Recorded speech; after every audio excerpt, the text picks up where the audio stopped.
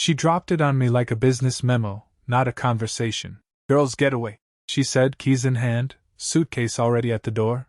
No warning, no request, just execution. A trip fully booked, without a word to the person she used to plan everything with. She didn't linger for my reaction. She didn't even meet my eyes when she explained. It was last minute, the girls need a break. Her voice carried that breezy finality people use when the decision is already carved in stone. What unsettled me wasn't the trip itself, it was how casual she made the exclusion feel. Like my input had expired. On the counter, she left the silver compass keychain. A small, worn trinket I'd given her years ago. Back then, she said it symbolized guidance, that no matter where she drifted, we'd always find our way back. I picked it up, cold and heavier than I remembered, turning it over in my hand while she wheeled her bag out the door. The sound of the zipper pulling shut echoed longer than her goodbye kiss. I waited for her to glance back, but she didn't. She was gone in seconds, and the house folded into a silence I didn't recognize. I sat there, compass in hand, wondering why she'd leave something that used to matter so much. Was it an oversight? Or was it a signal, subtle but intentional?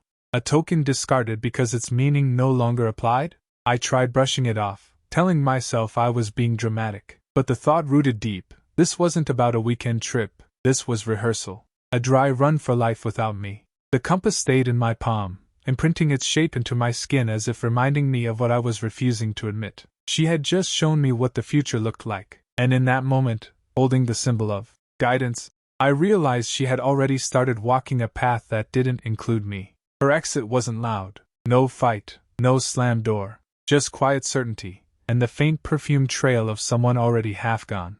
I didn't chase after her. I didn't demand details. I just stood at the counter, staring at that compass, knowing it had become less of a gift and more of a warning. That night, I didn't eat dinner. I didn't turn on the TV. I just sat in the dim kitchen, the keychain resting in front of me like a challenge. The house felt foreign, like a set where I'd been left behind after the actor walked off stage. And though she promised she'd be back by Monday, I already knew something had shifted, not just in her, in me. When she came back from that trip, the house didn't feel reset. It felt staged, like she'd walked in rehearsed, wearing the mask of someone who wanted everything to appear normal. She hugged me just long enough, smiled just wide enough, dropped her suitcase by the door with the same casual rhythm she'd used when she left. I didn't ask anything big, just the kind of questions any husband would. How was it? Who'd you go with? Simple, open-ended. Her answers slid past me like oil. Shrugs, vague smiles, a tone pitched slightly higher than usual. When I pressed, even lightly, she deflected. Why the sudden plan? I asked. Her lips curved too quickly, her eyes just a shade too bright. We all needed it. Don't overthink. But the way she said don't overthink was sharper than it sounded. Not advice. A warning. Later that evening, I caught her at the dining table, tilting her phone just as I walked in. She wasn't scrolling aimlessly. Her finger moved with purpose, sliding an icon off the screen, pressing the side button in one practice motion. I didn't recognize the app, only a flash of green and white before it vanished. Something financial, I thought. Something new. I asked what she was looking at. She said, recipes. Her voice landed flat, almost bored, but her thumb hovered above the lock screen, frozen longer than it should have. That was when I saw it again. The compass keychain, clipped now to her bag zipper, swaying lightly as she shifted in her seat. She never traveled without it before. On this trip she had. Now it dangled back in place, a silent pendulum between us, mocking me.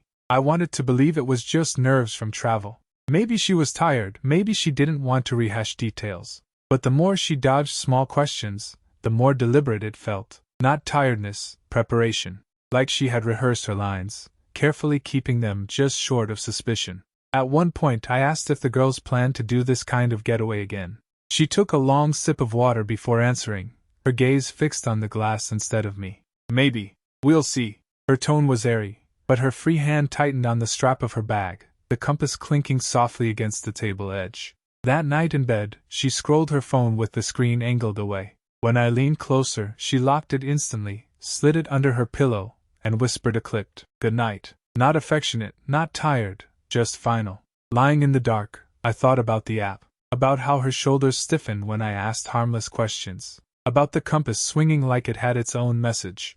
And for the first time, suspicion felt less like a gut reaction and more like a pattern unfolding. I didn't voice it. I didn't accuse. I let her drift off, her back turned, while I stared at the ceiling and realized this wasn't about a trip anymore. It wasn't even about where she went. It was about what she brought back with her. Silence wrapped so tightly it felt deliberate. And for the first time, I started to wonder if the compass wasn't pointing us forward anymore, if it was showing me exactly where she had already gone without me. The first crack didn't come from a message or a receipt. It came from how her body moved around the truth. On Tuesday she came home buzzing. She set her tote on the couch arm. Silver compass tapped the leather once. Then her phone chimed. She laughed, involuntary. The second she realized I'd heard it, the smile collapsed. Thumb to side button, screen black, face neutral. What's funny? I asked, stacking plates to give my hands a job. Nothing. A dumb meme, she said, gaze flicking to the compass like it could steady her. She clipped it to her bag and shifted the topic to dinner. It would have been nothing if it didn't repeat. Phone face down, always. Volume off, always.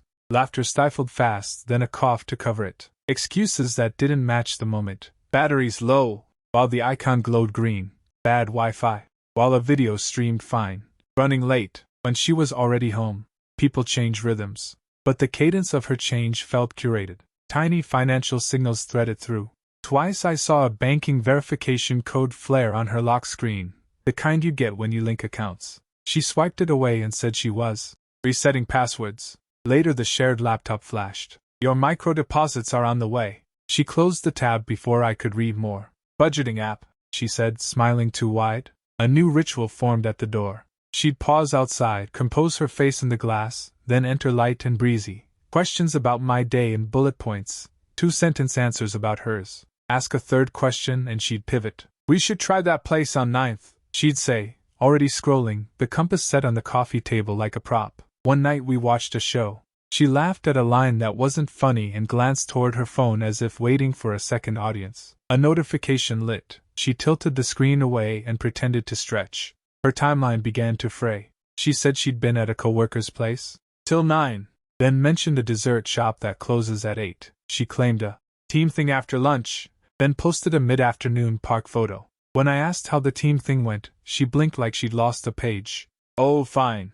Boring. She spun the compass once and left it humming on the table. I wasn't hunting for a confession. I watched distribution, where her eyes landed when I asked something simple, how long the pause stretched, whether her hands anchored to objects, the bag strap, the glass, the keychain. No single tell, just discipline.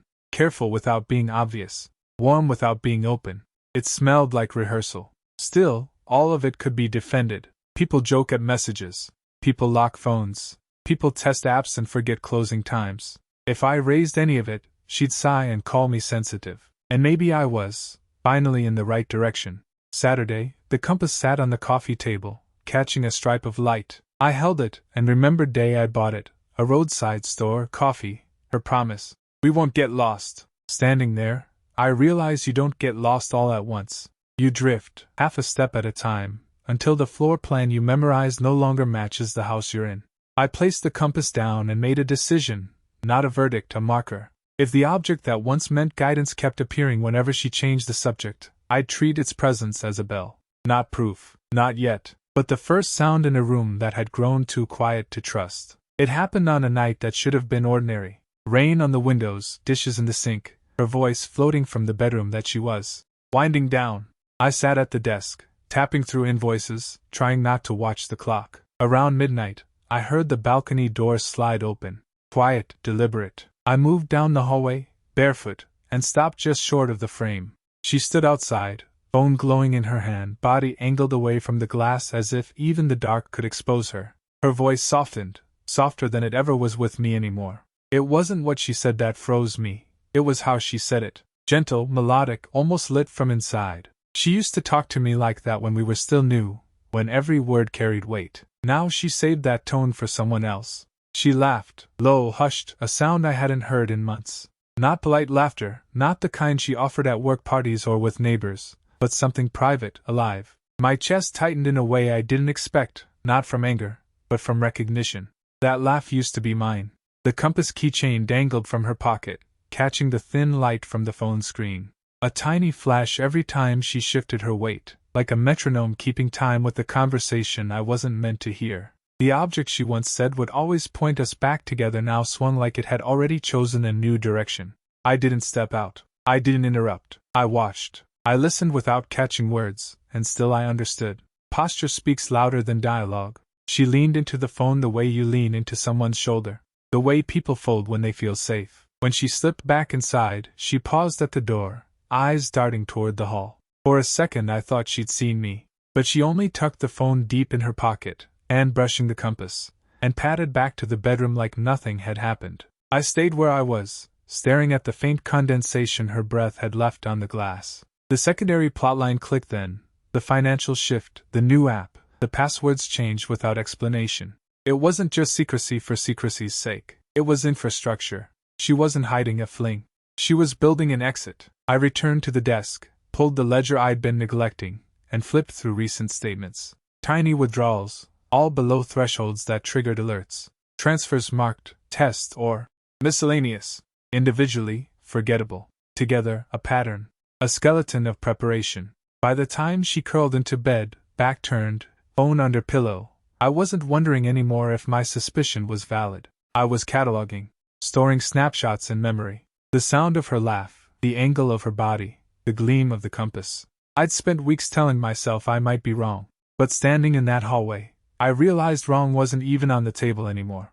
The only question left was how much she was willing to risk to keep me in the dark. And for the first time, I let myself admit, maybe she wasn't lost at all. Maybe she'd already arrived somewhere else, without me. It started as a whisper. A client I'd worked with for years called to check in. His tone was casual, but I heard the shift underneath. Hope everything's okay on your end, he said, lingering too long on the word okay.